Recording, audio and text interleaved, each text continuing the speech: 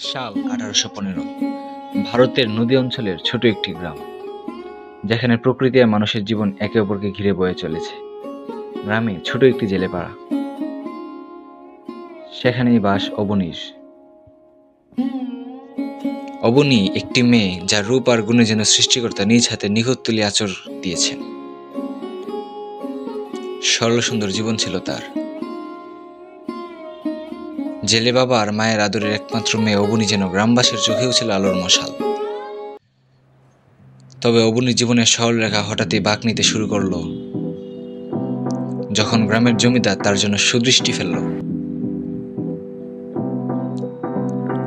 জমিদারের স্ত্রী বছরখানেক হলো মারা গেছে।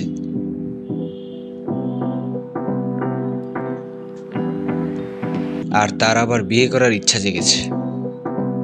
পুরো গ্রামে তার লোকজন পাঠানো হলো, এমন এক মেয়ে খুঁজতে হবে যে রূপে ও গুণে অতুলনীয়। অবনী সম্পর্কে খবর পেয়ে জমিদার তৎক্ষণাৎ সিদ্ধান্ত নিলেন এই মেয়েকেই তিনি বিয়ে করবেন। অবনীর ইচ্ছা অনিচ্ছা গ্রাহ্য করা হলো না, একদম জোর করেই তার বিয়ে সম্পন্ন হলো জমিদারের সঙ্গে। চোখে অশ্রু নিয়ে অবনী নিজের ভাগ্য মেনে নিল। বাবার মুখের দিকে তাকিয়ে সে প্রতিবাদ করেনি, যদিও তার মন চিৎকার করছিল। বিয়ের 7 দিনের মাথায় জমিদারের আকস্মিক মৃত্যু ঘটে।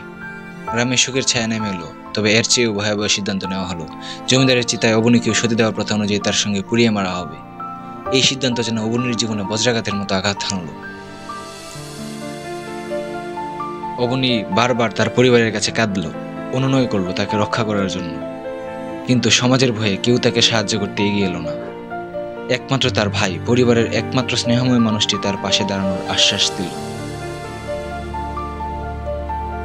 ভাই বলল, বিকেলের দিকে যখন সবাই জমিদারের চিতার আয়োজন নিয়ে ব্যস্ত থাকবে, তখন আমি তোমাকে নিয়ে পালিয়ে যাব। পিছনের জঙ্গলের পথে আমরা নিরাপদ আশ্রয়ে পৌঁছে যাব। অবনী কিছুটা আশার আলো দেখল। বিকেলে সূর্য তখন অস্ত যাওয়ার প্রস্তুতি নিচ্ছে। অবনী নির্দিষ্ট সময়ে জঙ্গলে পৌঁছালো তার ভাইয়ের প্রতীক্ষায়। কিন্তু যা দেখলো তা ছিল তার জীবনের সবচেয়ে বড় ধ্বংস। সেখানে দাঁড়িয়েছিল, কিন্তু তার সঙ্গে ছিল আরো 4-5 জন লোক। ভাইয়ের চোখে কোনো স্নেহের আভাস ছিল না, বরং ছিল কঠোরতা।